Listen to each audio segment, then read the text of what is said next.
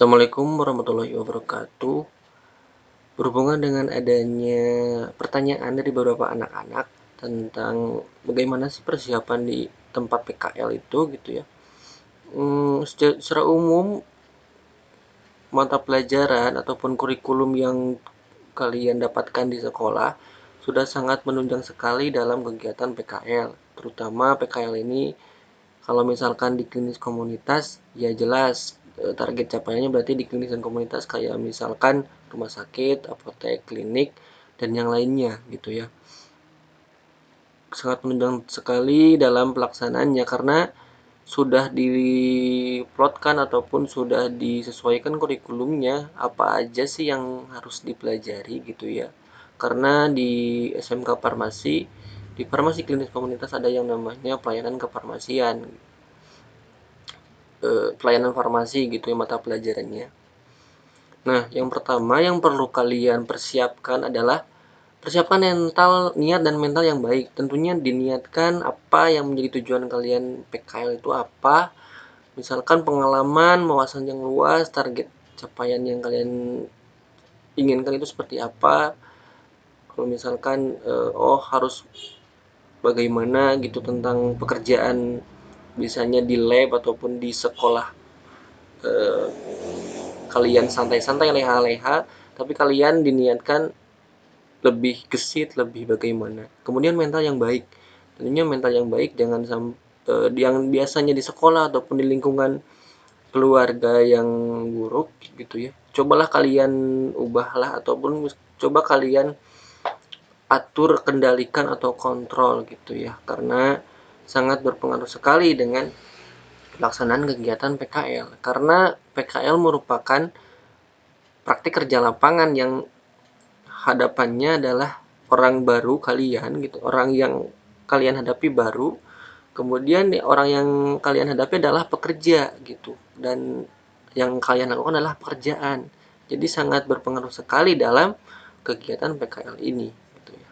Setelah niat dan mental yang baik dipersiapkan, adalah yang kedua adalah persiapkan pengetahuan yang baik.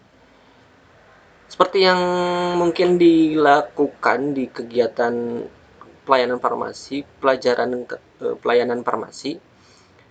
Misalkan pelayanan farmasi dengan adanya resep datangnya bagaimana, dilakukan screening, kemudian bagaimana mengecek kelengkapan, terus apa yang ingin dibuat atau disiapkan, kemudian aturan pakai, jangan lupa kayak misalkan hal-hal yang sepele kayak bahasa Latin kalian lupa gitu ya, kayak misalkan telinga kanan dan telinga kiri gitu ya, bagaimana membedakannya ataupun bagaimana cara ataupun bagaimana singkatannya gitu ya, kayak yang lainnya adalah kayak ACPC gitu ya, sebelum makan dan sudah makan. Nah, seperti itu kepanjangannya apa gitu ya, harus dibuka lagi, harus dipelajari lagi, bukan dipelajari lagi tapi harus dibuka lah, harus dihafalkan kembali gitu ya, karena ini bersifat hafalan gitu, tapi yang dilakukan di PKL mungkin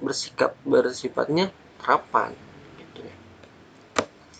Kemudian selanjutnya adalah hafalkan nama obat, khasiat, dosis, efek samping, cara pakai, dan tata letak.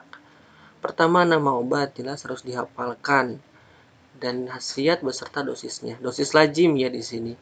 Nama obat kayak misalkan obat-obatan bukan obat-obatan analgetik apa aja gitu ya yang kalian temui di apotek gitu ya, karena mungkin tidak semua barang ada di apotek atau tidak semua item obat ada di apotek itu gitu. Kadang obat-obatan yang hanya laku ataupun yang sering dikeluarkan oleh apotek ataupun tempat PKL yang ada gitu. Jadi jangan berharap kalau misalkan kok obat ini nggak ada padahal sama-sama gitu khasiatnya, padahal bagus misalkan khasiatnya. Tapi kalau misalkan melihat dari segi pelayanan gitu, kayak karena PKL merupakan tempat pelayanan kefarmasian yang melakukan pelayanan secara pasien oriented gitu ya, kepada pelayanan kepada pasien, pelayanan asli, dan selain hal itu adalah pelayanan ya penjualan jasa gitu ya, mengandalkan jasa. karena retail namanya juga kalau misalkan terutama apotek menjual jasa dan barang.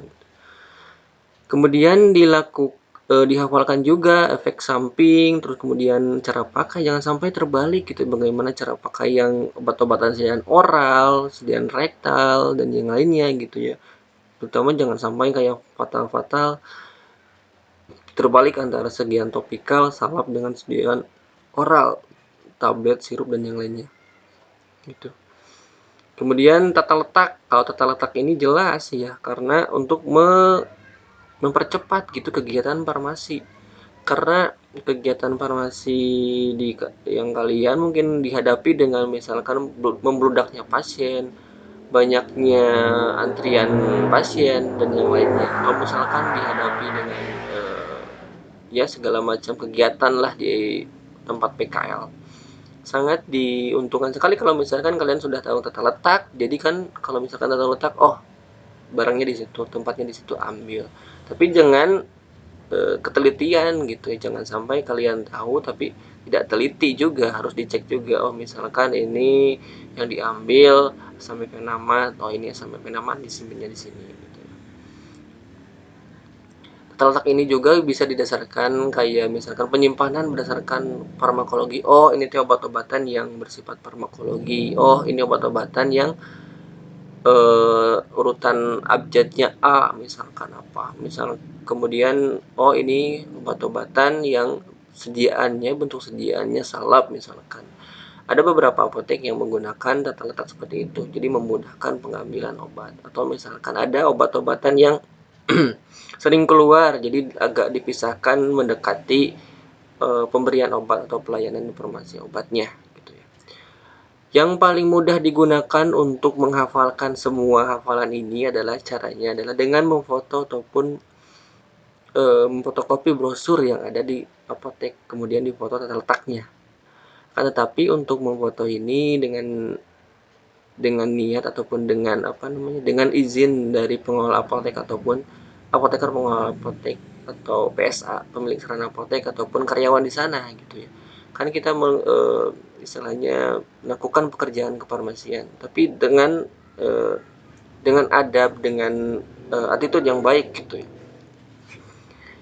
Mungkin itu tipsnya, karena itu merupakan salah satu pengalaman yang saya pernah saya lakukan gitu ya, untuk menghafalkan dosis-dosis lazim. Terutama dosis lazim kan banyak gitu ya, kayak misalkan paracetamol ada yang forte, oh forte berapa, 450 atau berapa, 650 atau berapa. Kemudian yang selanjutnya adalah mempersiapkan tentang administrasi sediaan farmasi, alkes, dan KRT. Apa sih yang dilakukan gitu ya ketika pengadministrasian farmasi, sediaan farmasi dan yang lainnya. Tentu kalian mungkin ada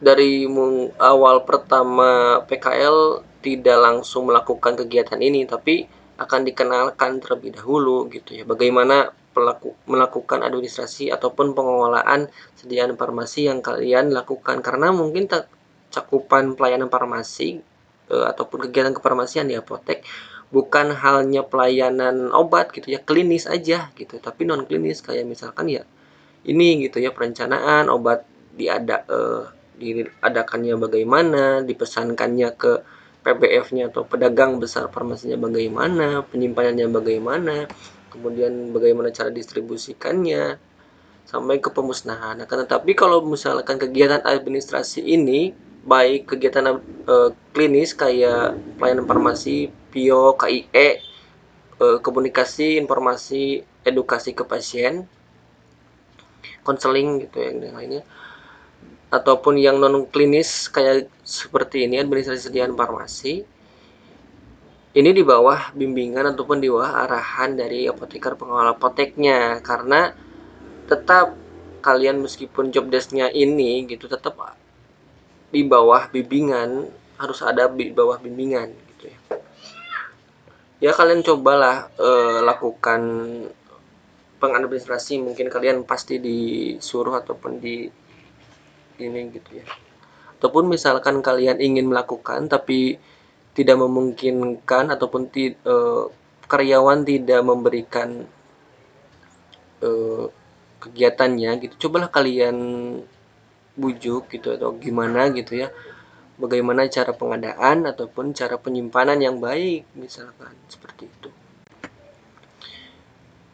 Penyimpanan misalkan di kayak tadi kayak farmakologi, abjad, berdasarkan bentuk sediaan dan yang lainnya gitu ya, bagaimana gitu ketika barang datang dari PBF disimpannya bagaimana gitu ya, kemudian kayak misalkan kartu stoknya gimana, buku defekta untuk pemesanan obatnya bagaimana.